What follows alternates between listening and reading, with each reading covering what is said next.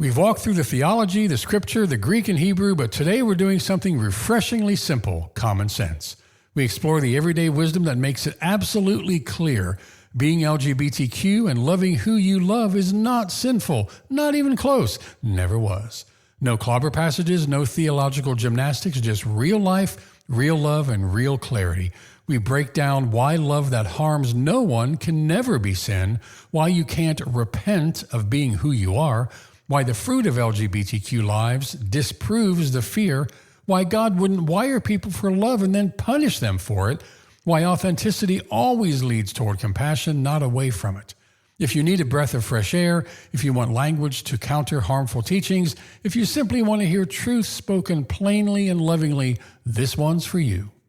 Would it be okay if I were to tell you that I am afraid someday, so I call you up and you call me down? Would it be okay? Well, hello and welcome to the FreedHearts podcast. My name is Robert Cottrell and I'm here as always with Susan Cottrell. You hesitated just a moment there. I thought, did you have a name change? I was trying to think of a funny way to say it, but You did. Today, beloved, to know, of course, you're very funny. Today, that sounds so condescending. It doesn't does. I'm so sorry. Today, we're doing something a little different. No, not theology, not Greek, not Hebrew. We're not going to go verse by verse. We've done a lot of that. Today, we're going to talk about something beautifully simple. But, not but. Before we do that, I want to make an announcement. You ready? Is there a drum roll?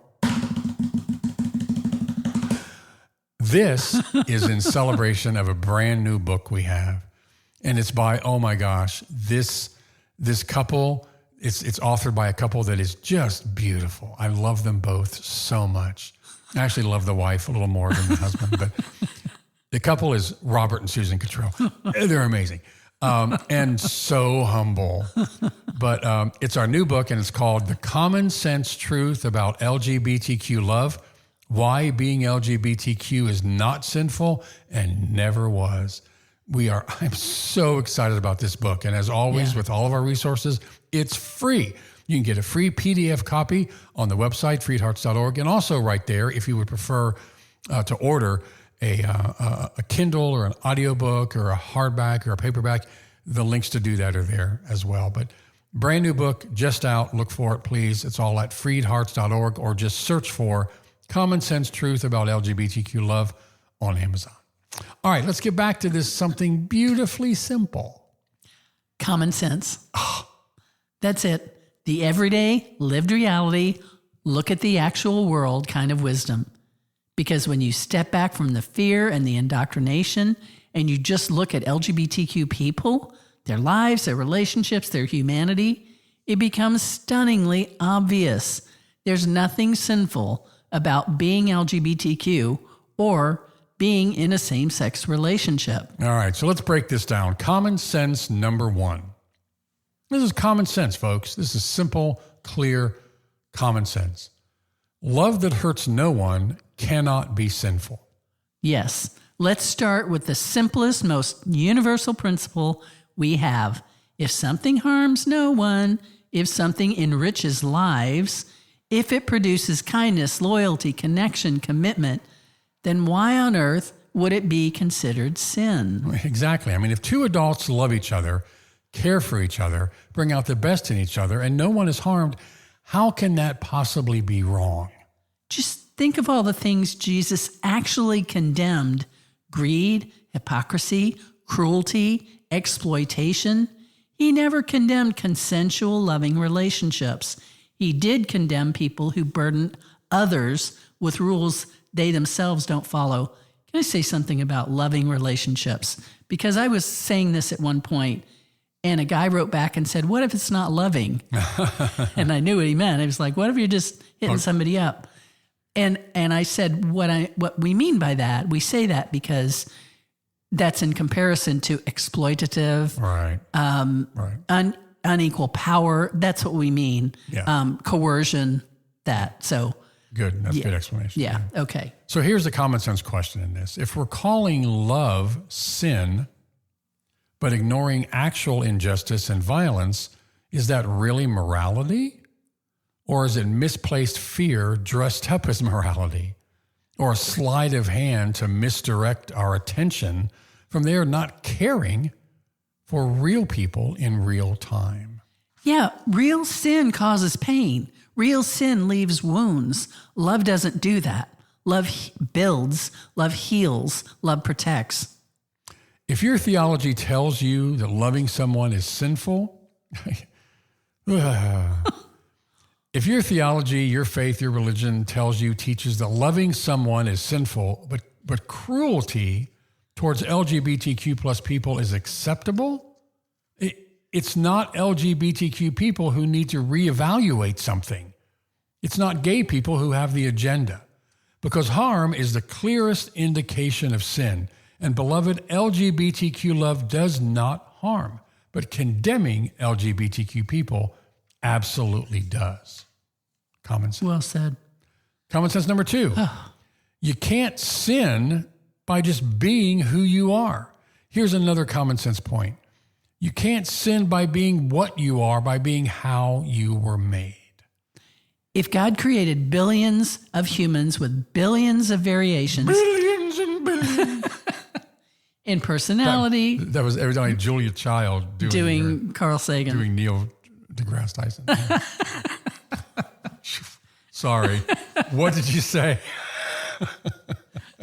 All I heard were billions. Okay. If God created, Would you start that again? Thank you, sweetheart. if God created billions of humans with billions of variations in personality, body type, brain wiring, neurodiversity, hair color, height, fingerprints, why would sexuality and gender be the one place God suddenly demands uniformity? It makes no sense, Some of no this stuff is common sense. Just so obvious. We celebrate diversity in nature. Ecosystems thrive because of variation. Human creativity thrives because of variation. But somehow we're supposed to believe that this entire aspect of human identity, sexuality and gender, must be strictly binary, strictly uniform, strictly predetermined, or it's sin. That's ridiculous. It makes no sense, because every queer person I know has told me this wasn't a choice. This is me. This is how I've always been. And here's where common sense enters again. If something is involuntary, if it's deeply rooted, if changing it is impossible without trauma, then it is not sinful. I mean, sin requires intent, choice, action. But being LGBTQ isn't an action. It's not a choice. It's a state of being. It's a core identity, like being left-handed or, I guess, introverted. And there are sins of omission where we don't do something that we would have done, could have done to make life different, better. yeah. But it's about causing harm. Right. That's underneath it all. You can no more change being LGBTQ than you can change being tall. And the God I know, the God I've experienced in my bones, never demands people change being themselves. Good. Common sense number 3. And this, I love this one. It's the by their fruits test. It's where you look at the fruit of whatever belief is, theology, or whatever you want to say here. It's by their fruits test. Jesus gave us one of the clearest common sense tools ever. He said, you will know them by their fruits. Meaning, look at the results, look at the outcomes, look at what something produces in people's lives. So let's do that, beloved. Let's go ahead and apply the fruit test, no pun intended. Actually, that's pretty funny pun. That's pretty funny. The fruit test to LGBTQ people and their relationships. Okay. So here, when LGBTQ people are accepted, what happens? They flourish. They love deeply. They serve communities. They raise healthy kids. They thrive physically. They live openly and authentically. Those are good fruits. Those are beautiful fruits. But when LGBTQ people are rejected by families or churches, what happens? Depression skyrockets. Suicide risk rises. Anxiety increases. Shame takes root. Families break apart. So which scenario there looks like the fruit of the Spirit, and which looks like the fruit of human fear? It's pretty obvious. It is. It's pretty obvious. If condemning LGBTQ people produces harm, and it does, and acceptance produces flourishing, and it does, then common sense tells us acceptance is the moral path. Jesus didn't say you will know them by their theology. He said we'd know them by their fruits, and the fruit of loving, healthy LGBTQ lives are good, period. One of the early pastors, recent pastors who had I think it was David Gushee, actually, who was a leader in good Christian living, let's say, and kind of an expert on that from an evangelical perspective. He had a complete change of heart, and what he said finally convinced him was that he could not reconcile the happiness and joy in the lives of LGBTQ people. If they were so wrong, so sinful, why are they so happy?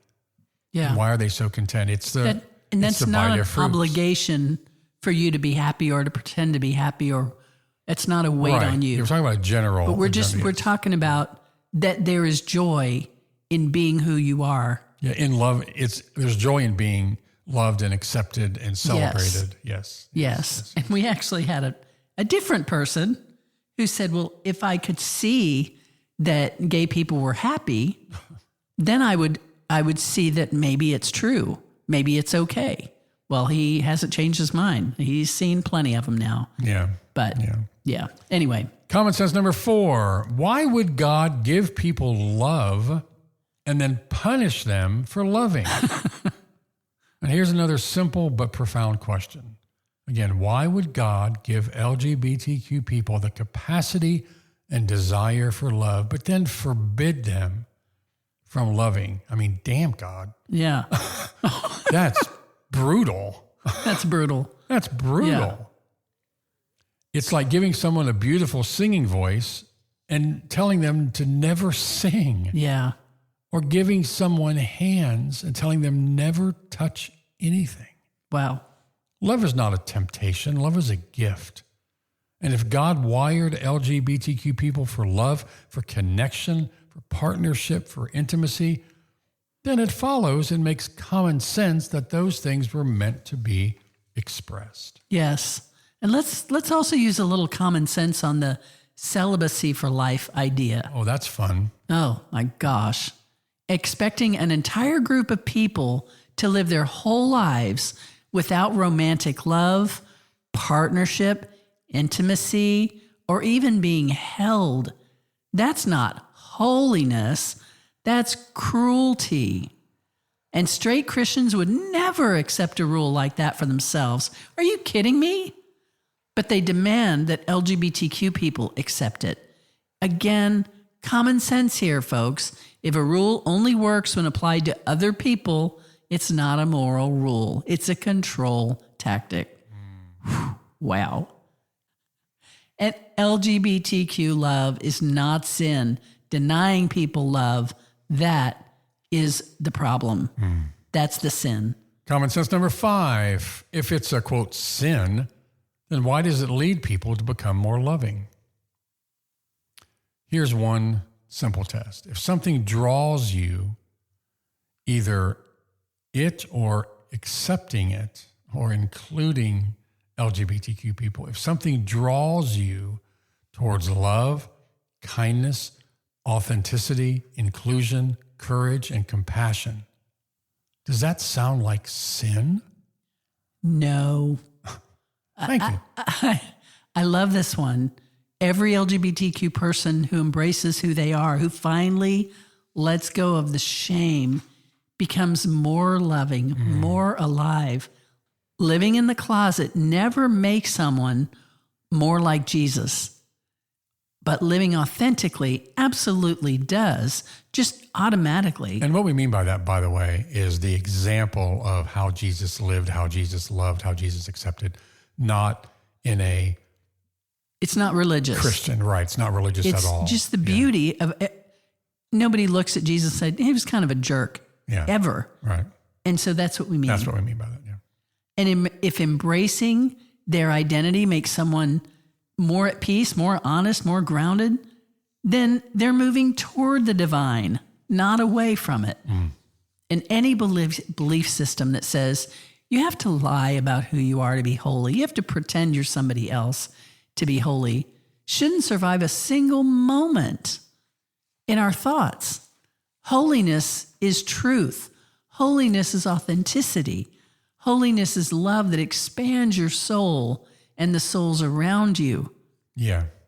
So let's bring this to a close. But again, before we do, this is the new book that's out. It's out right now. The Common Sense Truth about LGBTQ love, why being LGBTQ is not sinful and never was. And we take what we've talked about. Today was just a taste, just a snippet. We take all of this and we expand on it. I love this book. It's a beautiful book. And we're so excited about it. Again, you can get a free PDF as always, if you like, or you can order a Kindle, audiobook, or print a copy. All the details, all of that are at the website, freedhearts.org. Just click on the resources tab. Thank you. So let's just summarize. Again, this is kind of, some of these things are like, duh, but let's just summarize the common sense reality. Number 1, love that harms no one cannot be sinful. Number 2, you cannot sin by being who you are. Number 3, you know truth by its fruits, and LGBTQ lives bear good fruits.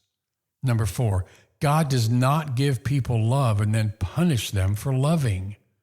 And number 5, anything that draws you towards kindness, honesty, and courage cannot be sin. We don't need complicated theological gymnastics. We don't need special rules. We don't need fear-based interpretations. We just need to look at the actual lives of LGBTQ people, their love, their joy, their courage, and use the common sense and compassion God put in us from the beginning. So to every LGBTQ person listening, your existence is not a mistake. Your love is not a sin. Your identity is not an obstacle to God. You are exactly who you were created to be. And to every parent or pastor or ally, Jesus said the Spirit would lead us in all truth. Let your heart lead you. Let common sense lead you. Let love lead you, because love never steers us wrong. We love you. We're proud of you. We know your heart is being freed to love and be loved. Next time we start something very special here on the FreedHearts podcast, we're going to revisit some of our most popular topics. Don't miss it. Thanks for joining us today. We love you. Bye. Would it be okay if I were to tell you that I am afraid someday, so I call you up and you call me down? Would it be okay? You've been listening to the FreedHearts podcast. We have extensive resources and vibrant, inclusive community for you at freedhearts.org. Please come say hello. If you have questions, comments, or suggestions for the podcast, just email us at podcast@freedhearts.org. Audio engineering is by Luke Johnson. The music is provided by our child, the Grammy-nominated Saint Sinner. You can find out more about him and his music at saintsinnermusic.com. Please share, subscribe, and follow on your favorite platform, and support if you can. And thanks for listening.